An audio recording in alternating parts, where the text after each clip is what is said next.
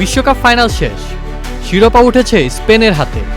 কিন্তু ম্যাচের পর মাঠে ঘটে এমন এক ঘটনা যা নষ্ট করেছে ফুটবলের সৌন্দর্যকে। প্রতিপক্ষ দলের 2 জন সদস্যকে আঘাত করেন আর্জেন্টিনার লিয়ান্দ্রো পারেদেস, যা নিয়ে উত্তপ্ত হয়ে ওঠে মাঠের পাশাপাশি পুরো বিশ্ব। শেষ বাঁশি বাজতেই শুরু হয় স্পেনের বিশ্ব চ্যাম্পিয়ন হওয়ার উল্লাস। কিন্তু সেই আনন্দের মাঝেই তৈরি হয় নতুন বিতর্ক।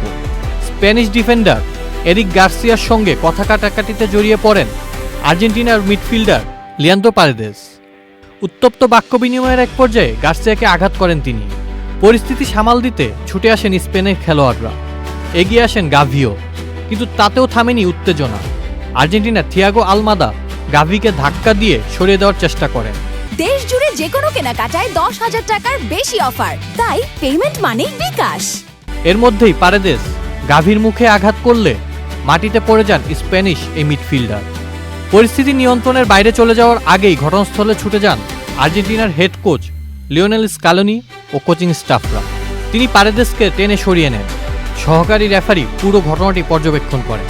পরে প্রধান রেফারি ম্যাচ শেষ হওয়ার পরও পারেদেসকে লাল কার্ড দেখান। বিশ্বকাপ ফাইনালের ইতিহাসে ম্যাচ পরবর্তী লাল কার্ডের ঘটনা অত্যন্ত বিরল। ফুটবলে স্লেজিং বা কথার লড়াই নতুন নয়, তবে গাভি ঠিক কী বলেছিলেন যা পারেদেসকে এতটা ক্ষুব্ধ করেছিল তা এখনও রহস্যই রয়ে গেছে। বিষয়টি নিয়ে চলছে ব্যাপক সমালোচনা, তবে এখন পর্যন্ত স্পেন কিংবা আর্জেন্টিনা কোনো দেশের ফুটবল ফেডারেশনই এই ঘটনায় আনুষ্ঠানিক কোনো বক্তব্য দেয়নি।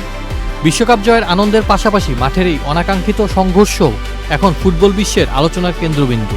পারেদেসের বিরুদ্ধে ফিফা কোনো অতিরিক্ত শাস্তিমূলক ব্যবস্থা নেয় কিনা সেদিকেই এখন নজর সবার। আউসাফুল ইসলাম আকিফ, চ্যানেল আই।